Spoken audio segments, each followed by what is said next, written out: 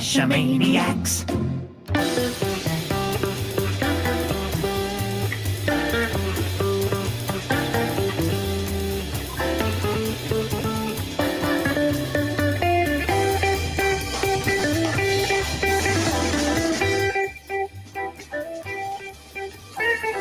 Geo Gearheads.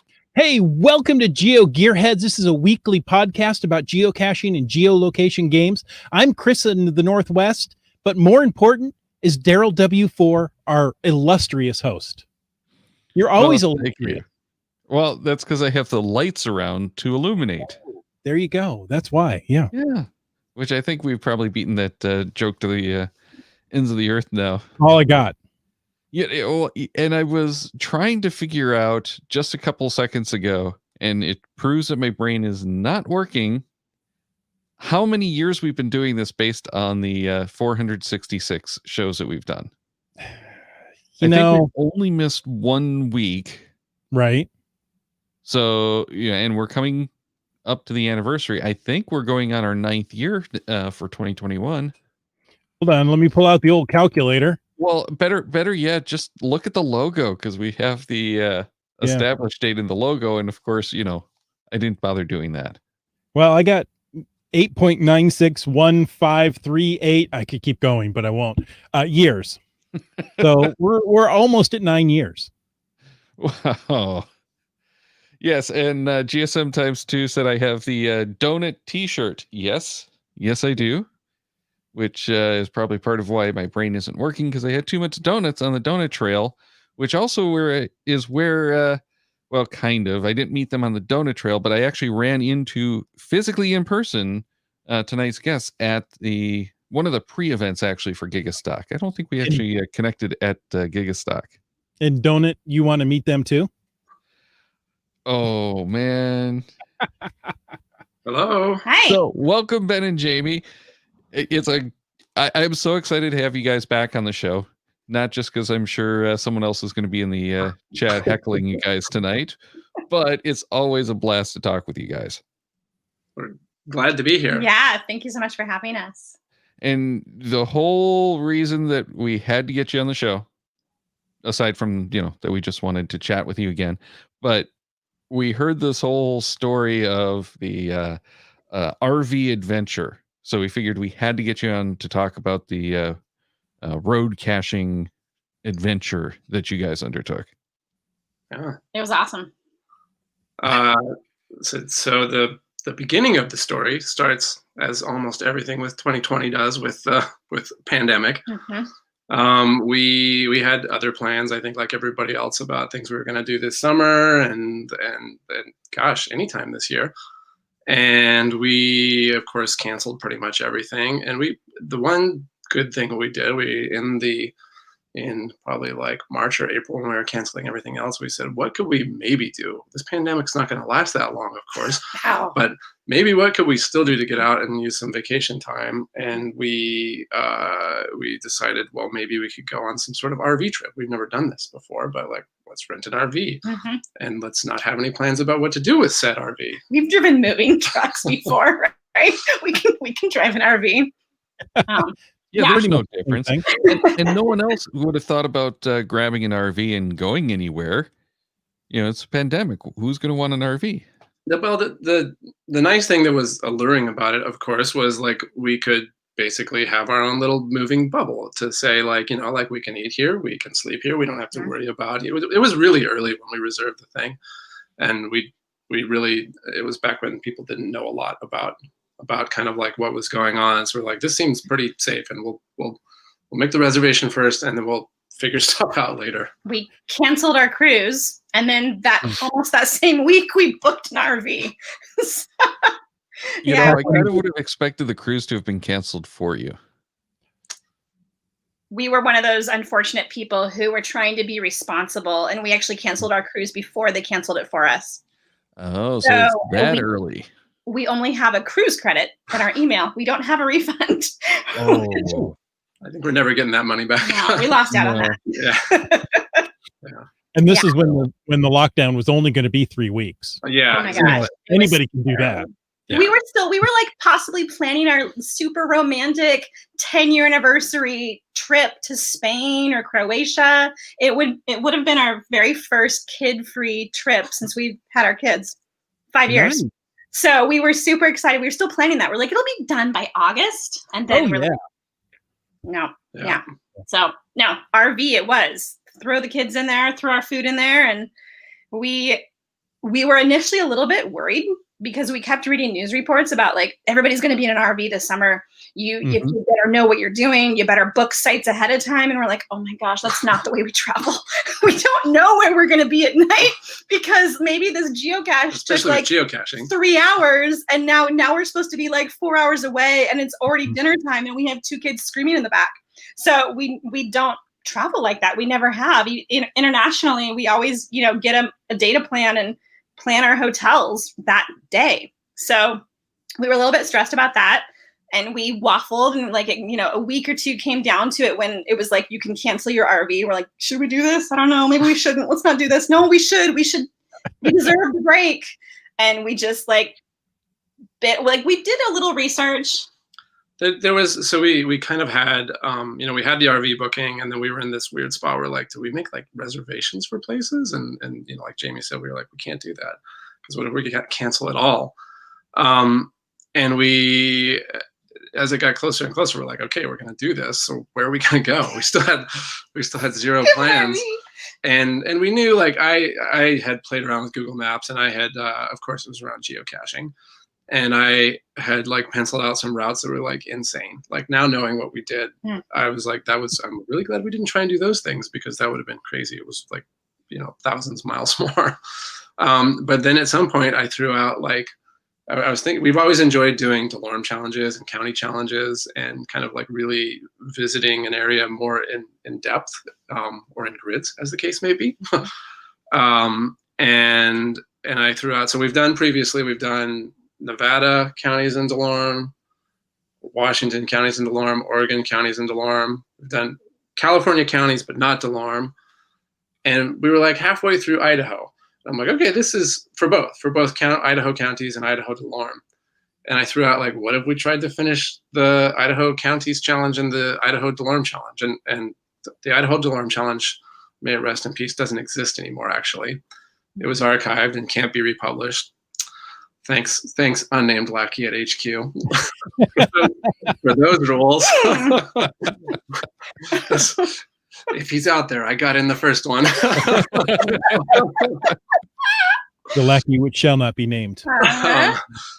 Anyways, so that became kind of like the guiding principle. We're like, okay, let's try this. This is close enough that we think we can do it, but still a little bit kind of crazy enough that it seems worthy of taking a couple weeks off. We had it for 2 weeks, the RV. And Canada was closed.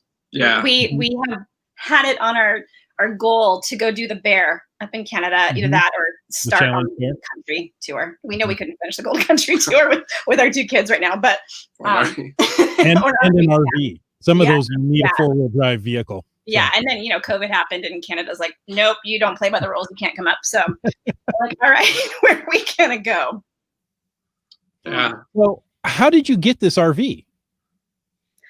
So we did some research, and there's RV dealerships that will actually rent out RVs to people. I did some other research on blogs. I looked at RVs with kids blogs and everything. And a lot of people mentioned the website called outdoorsy.com, where people who buy RVs when they're not using them can rent them out. It's kind of like an RV timeshare, right? Yeah. Like think Airbnb, but with RVs. Yeah. RVs. This one was really cool too, because it was a family that owned it, and the dad had made all kinds of really cool modifications to it for like kid-friendly modifications. Like Lucy had her own little loft, and you could put a banister up so she wouldn't roll off in the middle of the night. And fall 10 feet onto the floor. So, which is good. Or she's sleeping and you make a hard turn because you've almost missed the road for a geocache, right? Yeah. Who would do that? Roll the child right out of bed. Oh gosh. So this was a really good RV for us. And he was a really nice guy.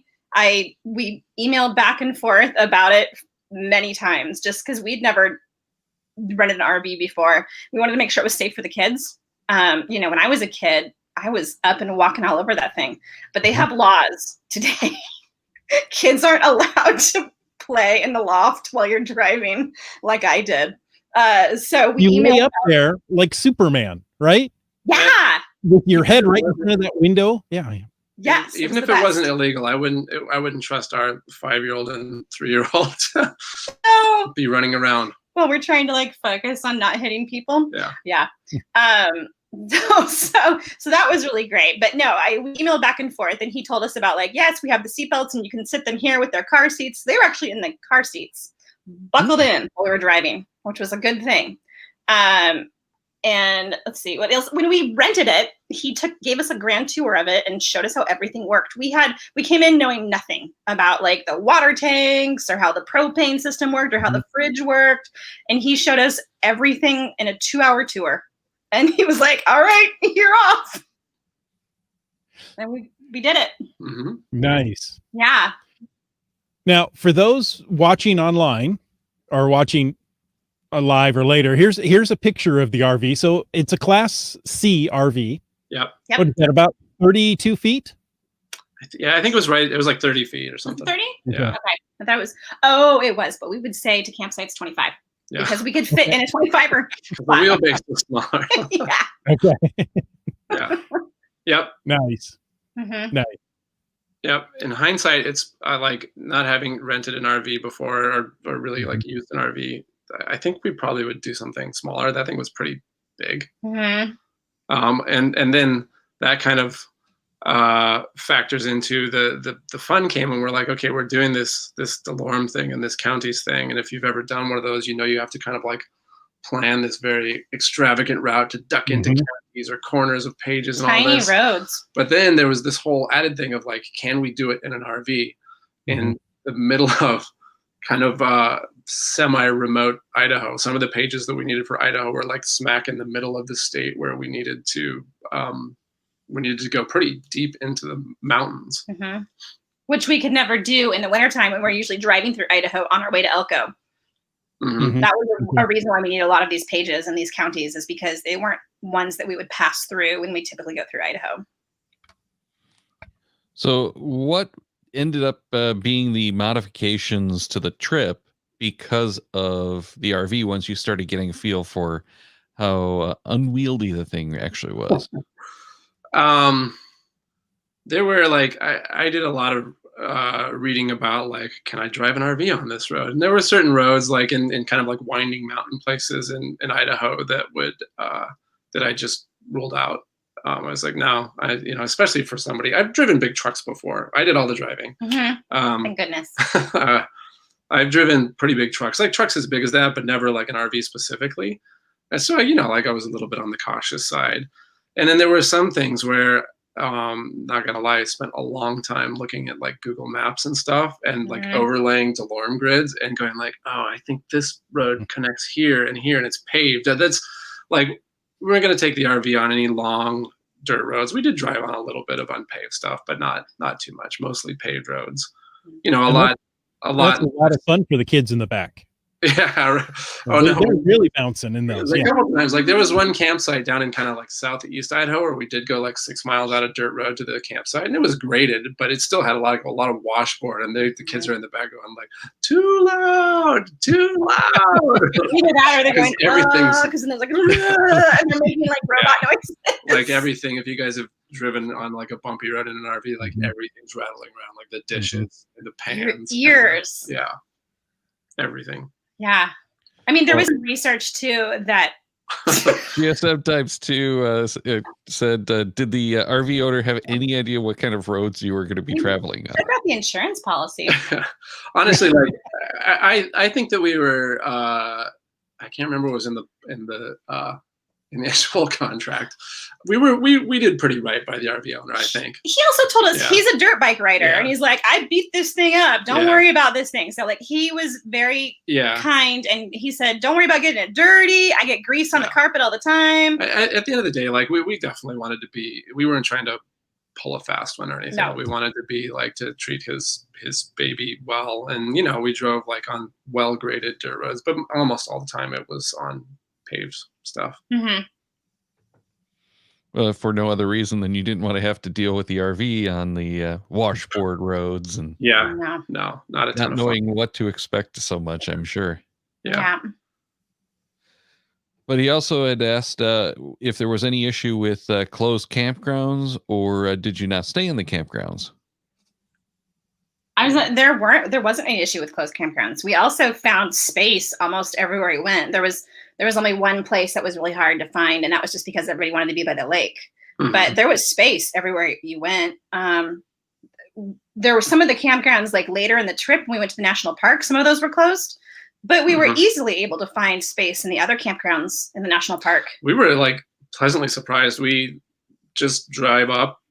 We were able to get like a spot in Grand Teton National Park in Yellowstone. It wasn't like, we had to be flexible. We had to go to the ones that like didn't have full hookups and stuff, but we were like, whatever. We prefer those. We would, sometimes. yeah, we would, we like the quieter campgrounds. And then there were a few times because, we would make sure that everything was charged up and that our tanks were full, and we would just pull up. Like that picture that you showed of the RV is at maybe one of the best campsites. It was just a field right next to the Salmon River up in northern Idaho. And there was nobody else there. Right behind there, you can't really see, but the Salmon River's back there. And we sat outside and we looked up and watched like the Milky Way, and there was like nobody for miles around, and it didn't cost us a cent. It was awesome. Yeah, it was maybe the best one of the whole trip. It was awesome. Yep. And a lot of the ones we tried to look for were places that were like that, because we weren't trying to be at a campsite that had like the full water and everything every night. We would rather have been away from people and closer to creeks, because we got in a really nice pattern where in the mornings we'd get up and we'd cook breakfast, and after breakfast one of us would kind of clean up and get the RV ready to go for the day, close all the vents in the upstairs and do all the dishes and get everything back into place, and the other person would take the kids and go find a creek or a river to play in. And so it worked really nice to have some more natural places away from people where we didn't have to say like, whoa, give them some space, get your mask on, stay back. Like they could just run around, and it was awesome. It felt like there were times during this trip that it felt like there wasn't a pandemic when we truly could get away. It was awesome. Yes, boondocking is awesome. Yeah. I'm sure some of the people listening are like way more experienced. We're like the newbies here at like, oh, here's how you do this. Yeah. This is not the podcast these are not the podcast guests that you listen for how to do it well. No. Yes, but that's what we want to hear from, because you've made the mistakes and you're going to tell us. Yeah, exactly. Yeah, you can do it with kids too. Well, and it gives the other people a chance to say, well, maybe I can do this too. Yeah. Several years ago, I borrowed an RV from a friend. I've done it a couple of times, taken trips, and it's wonderful. Yep. For me, we went to a spot, and that's where we were for the week. Once I got the RV leveled, I'm not going to pull it up and move because, we want to go to the store or see a movie. No, we're here. Yep. Yeah. And, I truly relaxed because there was nothing to do. Yeah. So, and the kids loved it too. So That's nice. That doesn't make for especially very good geocaching, though. That's what I was going to say, Chris. That sounds hiking. Yeah. That sounds nice. That was not this trip. I think we put 3,000 miles on the thing by the time we brought it back. There was lots to do. Yeah, we covered a lot of ground. I tried to drop in a picture of the route we took. Yeah, there you go. There's the caches we found on the trip. So you did a little bit of driving. I did a lot. Yeah, yeah. We started off. Go ahead. How many hours did you spend on the road a day? On average. Average, I would say maybe 4, 5. Yeah, we tried to be fair to the kids. Yeah.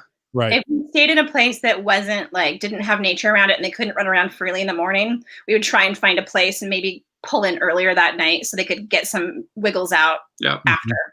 Yeah. We had a couple days of long driving days, but those were like the get through Washington and get to Idaho days and get back. And at the end, too, like we ended in Yellowstone, and then we knew we were like, we got to have 2 days to get back. We're not trying to drive this home in one day from there. We got really lucky as parents that we have incredible kids who are happy to entertain themselves in their car seats, take naps in their car seats, eat their meals in the car seats, and go to sleep for the night in the car seats. And we do get out and have picnics. We don't just like keep them there for 8 hours, but we do have pretty amazing traveling children. So, yeah. And then GSM times 2 is wondering how long you guys were actually on the road. Was it the full like 16 days then, or? I think it was. I think we were actually gone for 14 because I think we had 15, 16 days for the RV. I don't know, but we like the day we picked it up, we just brought it home, and then the day we had to turn it in, we had come home the night before that. So I think it was like that. The trip was like 14 days. Mm-hmm. So it is exactly like 2 weeks. Yeah, Mm-hmm. yeah. Mm-hmm. So, what were some of the memorable spots that you hit? So our first night in Idaho was pretty cool. Yeah. So we drove across to Spokane the first day, and we just stayed in Riverside State Park just outside of Spokane one night. And then the next day we kind of like dove into now we're trying to do these Idaho pages. And our first night in Idaho, I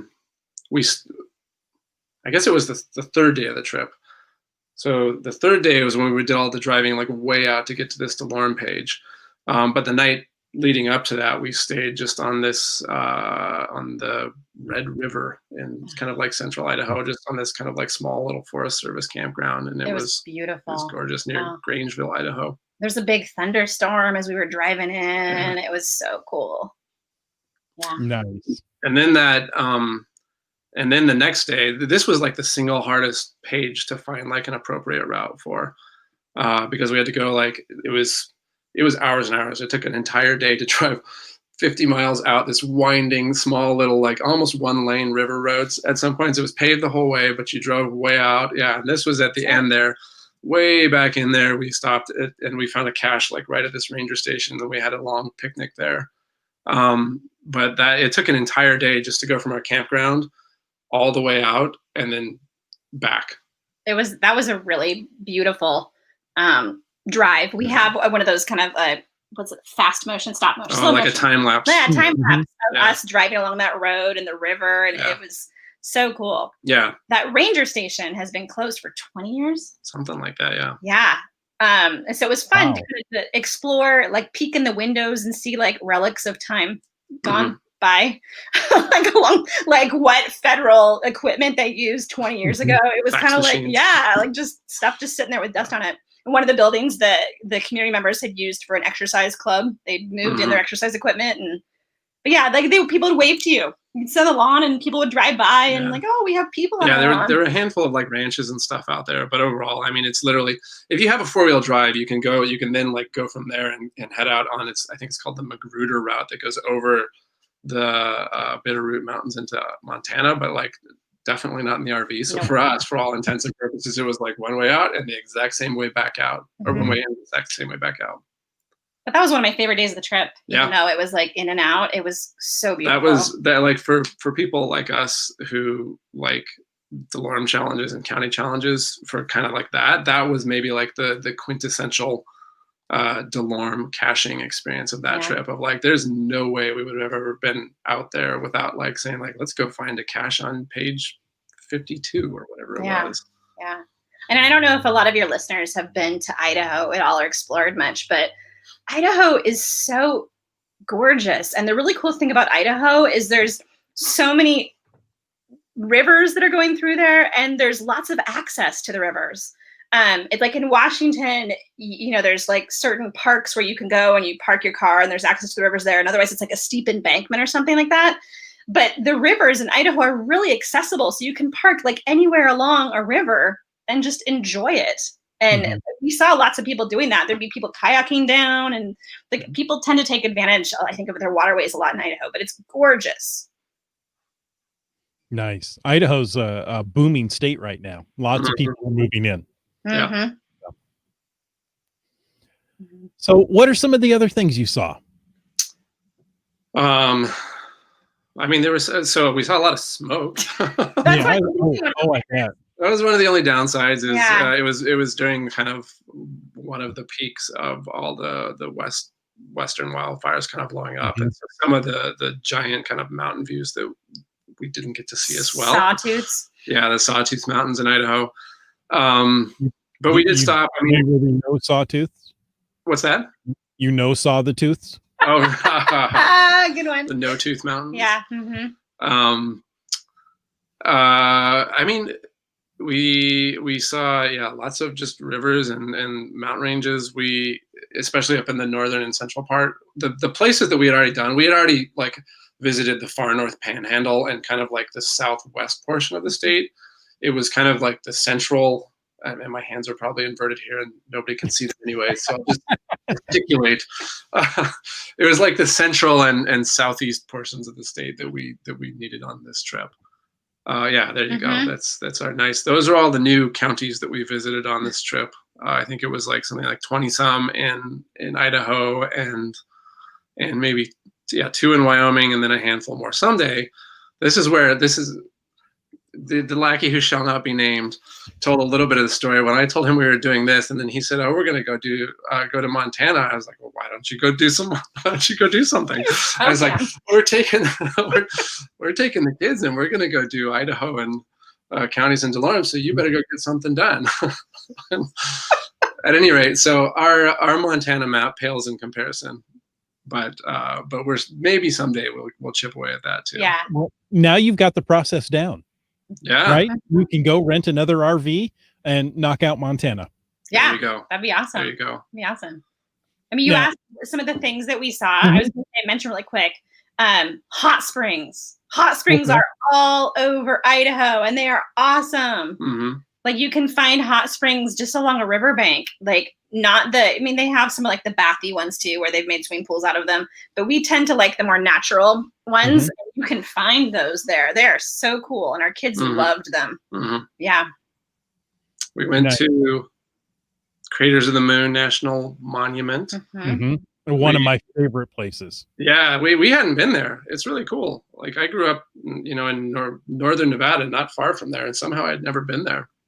Yeah, super cool. Lucy got sworn in as a junior ranger.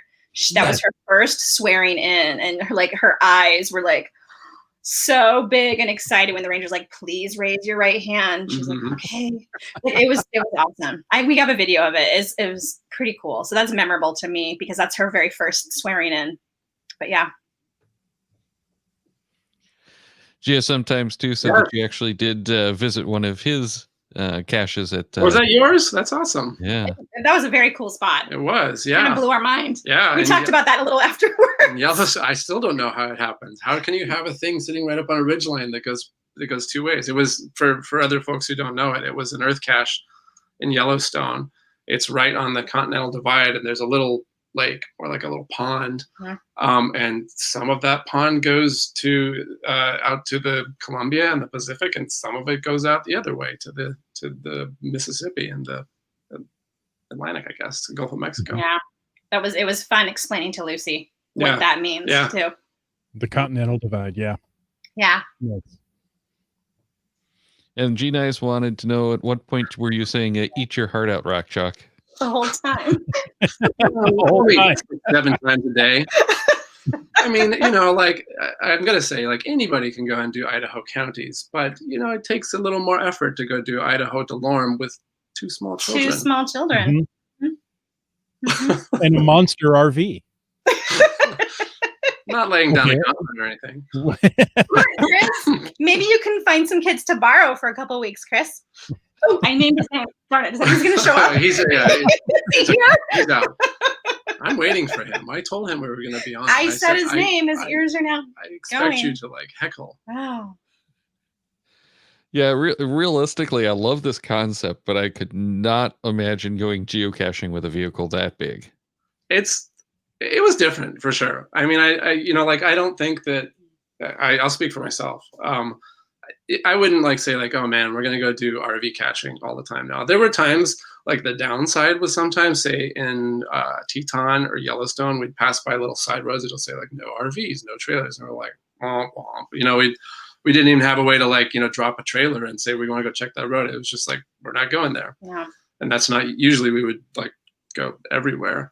And even the times where we're like, oh, there's a cache, just like a mile down that dirt road that looks really cool. I would be like, nope, I'm not going to do it. So there were some downsides, but, I don't know if I would do it all the time, but the cool thing was we managed to go and have this grand adventure and tick off some more cool geocaching goals in the middle of the pandemic.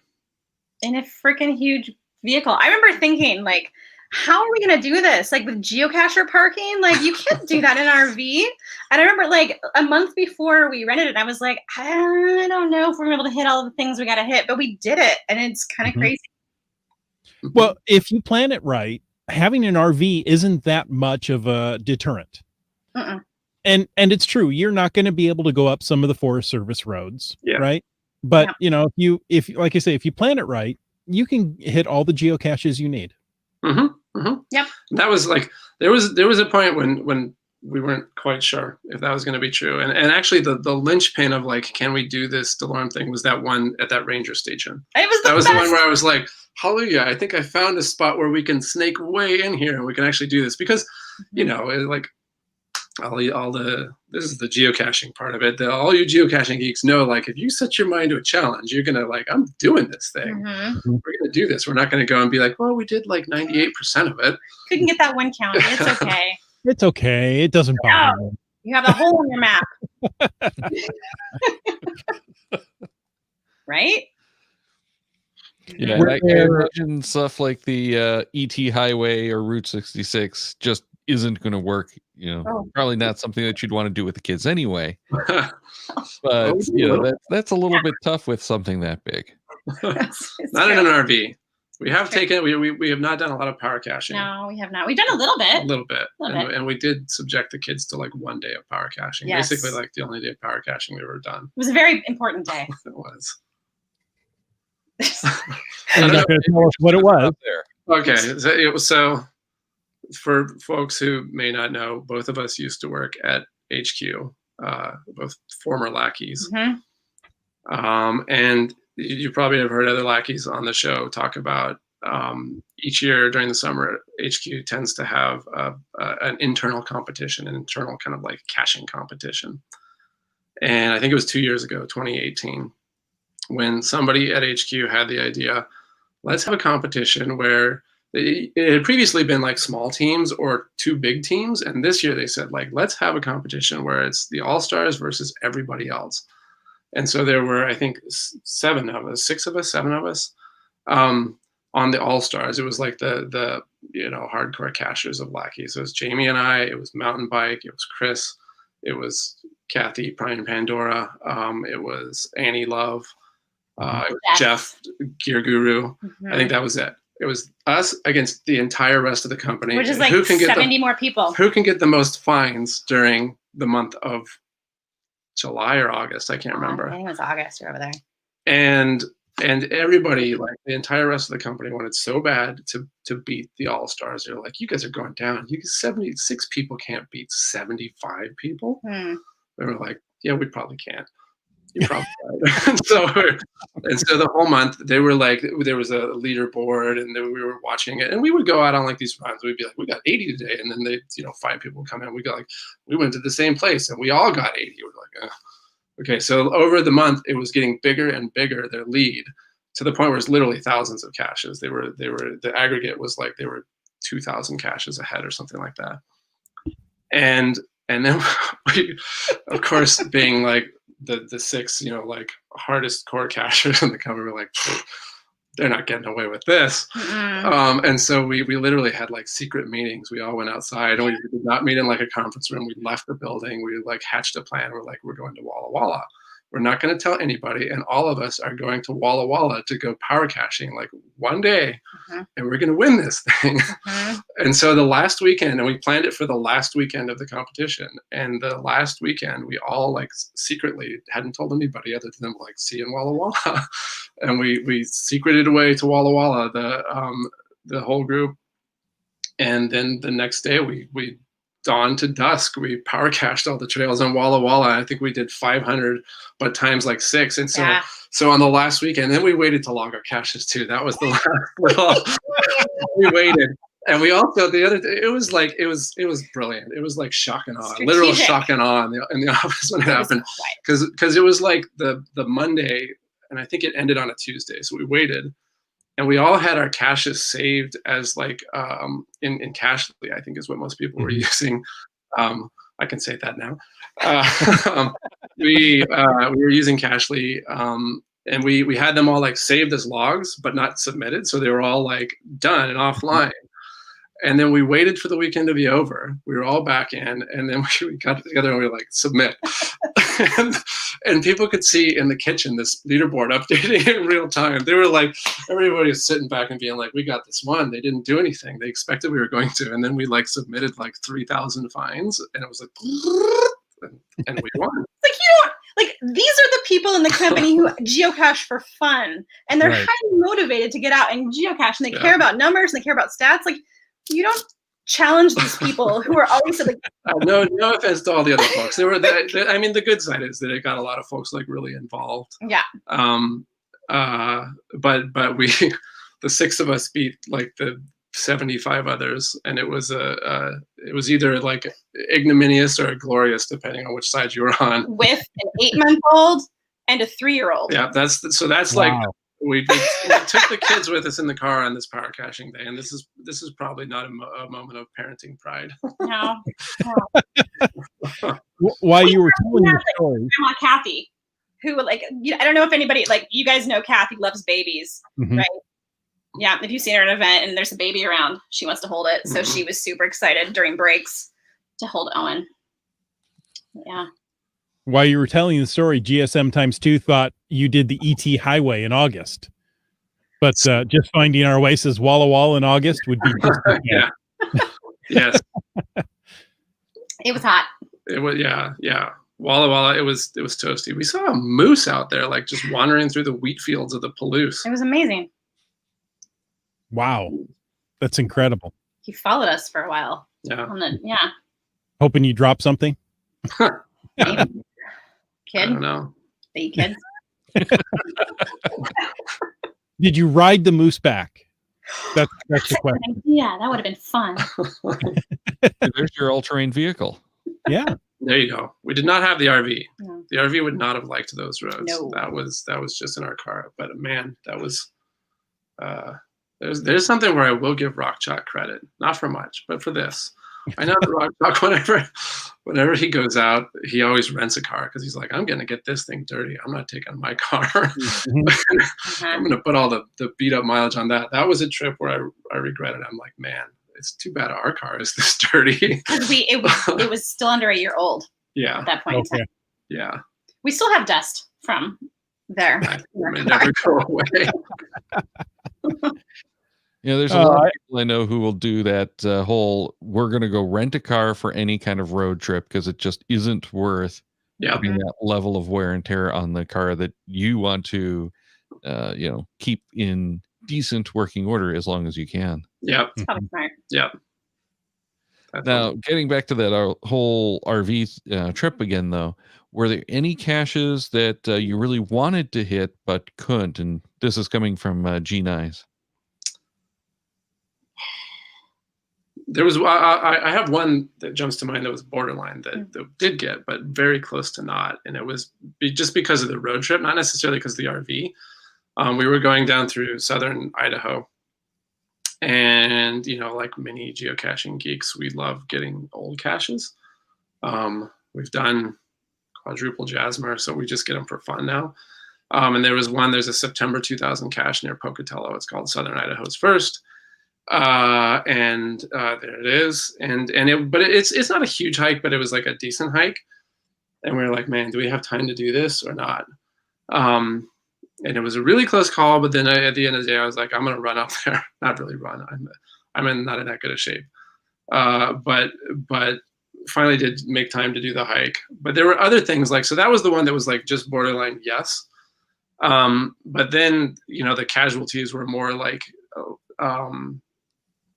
like in the national parks, say, Yeah. caches that were a little more of a hike, we generally just wouldn't do them. Partly because of like, okay, we have at least kind of a schedule we're trying to keep, and partly because we're not going to get like tons of miles out of the 5-year-old, 3-year-old. Some of like the virtual caches that are along the smaller roads that you couldn't go down a national park. Like we love virtual caches too, right? Like the old school virtuals, and we that's one of them. So we could get that one. That is, you see my eyes are shut in that. That's because we're a little bit crazy, and it was in the middle of a huge thunder and lightning storm. You can see the back, it's clear, but the storm is in front of us, rained on horizontally in our face. You can see Ben's shirt is wet, and there's like a line of people that were coming from another part of the park, and we pulled off in our RV, and here like we go running out to get that picture of that classic view of the Tetons,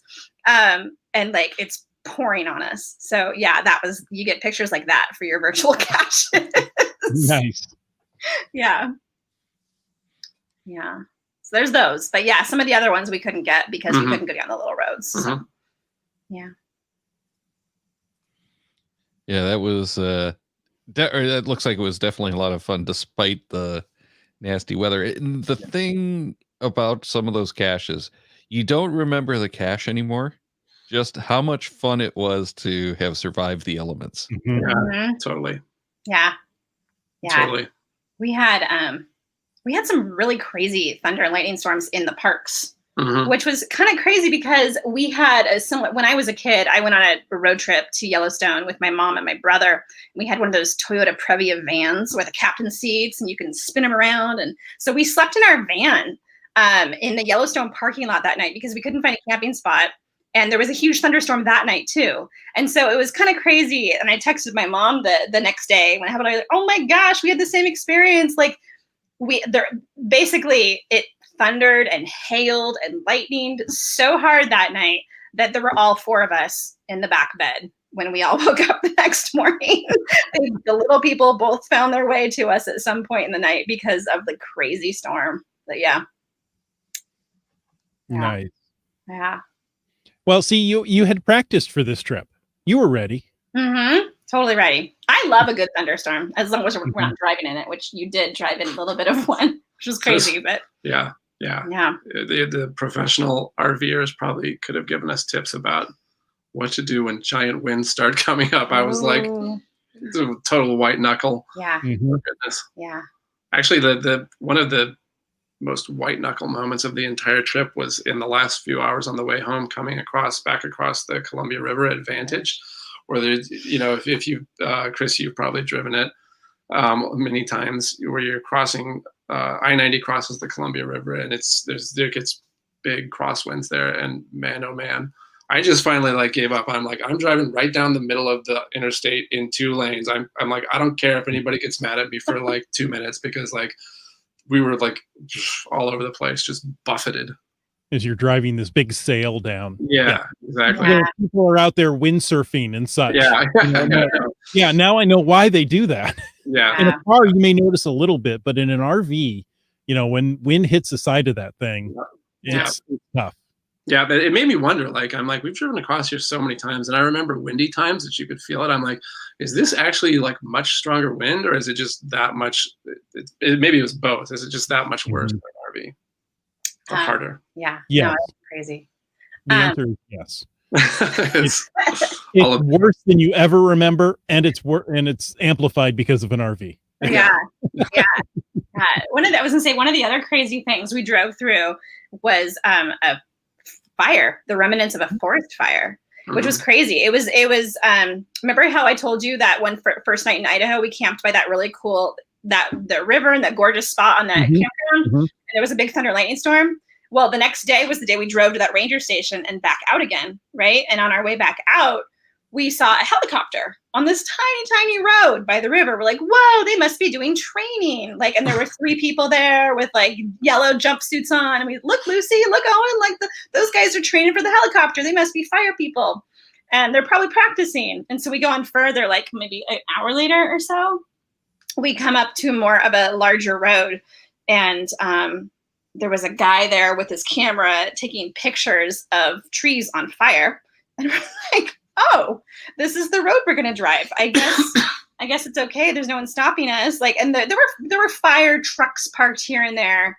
But we drove by a tree that was still, sorry, that was a big, just whatever, gesture in your face. There was a tree still on fire. We drove by it. We're like, holy moly. And as we drove further up, we could see that firefighters were like finishing up. Mm-hmm. And then we would hear like planes up above, and you'd see the big pink, like poof. Mm-hmm. We actually stopped for a while because we wound our way up to the top of this ridge. Yeah. And then we finally found a pullout, and we just sat there, and the kids watched the planes like circle round and round. When we got to a good vantage point, a far ways away, there were probably like 3 or 4 planes circling. Mm-hmm. And just like they would each like, go around a few times, line up their drop, and then down in. Yeah. Yeah. So I don't love thunderstorms for that, because I love our trees as well. Our port trees. Yeah. The fires are actually good for the forest. It needs to clear out so it can regrow and be healthy. So yes, it's hard to see, but it's part of the circle of life, and I think it's a good thing. Personally. Could you sing that for us? I would love to, but we don't have time. Whew. Lucky in that one. Hey guys, thank you so much for joining us. I mean, it sounds like you had an awesome trip.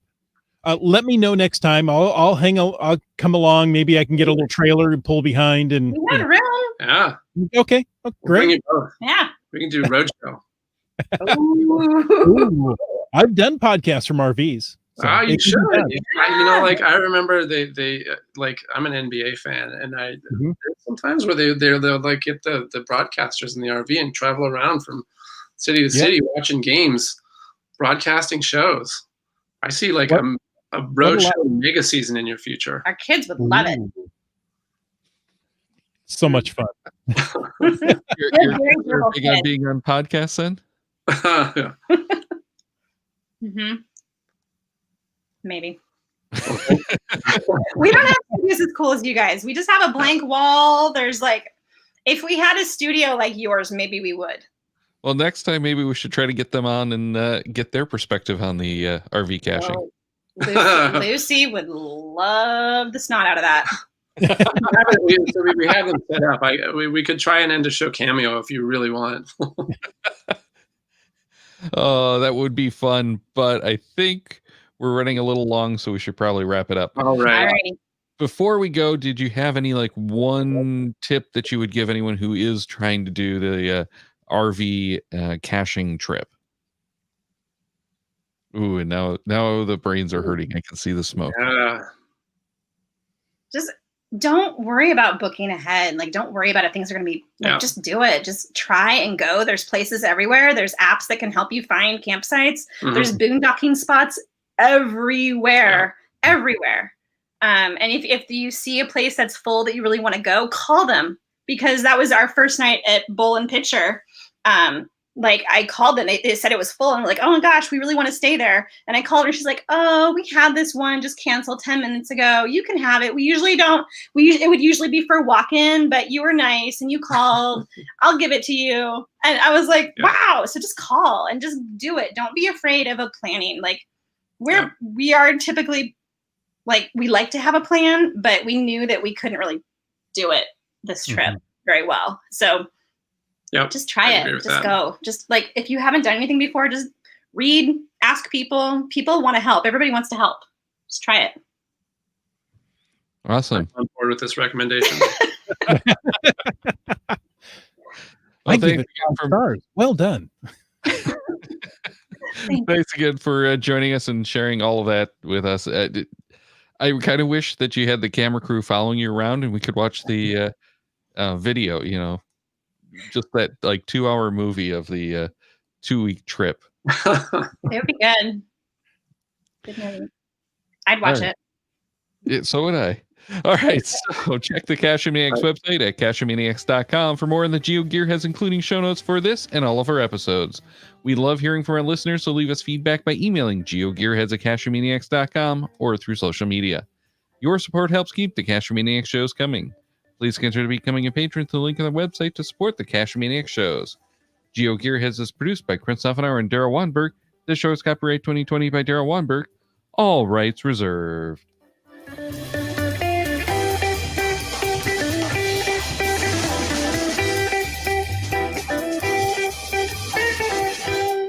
Cash with a Cashmaniac.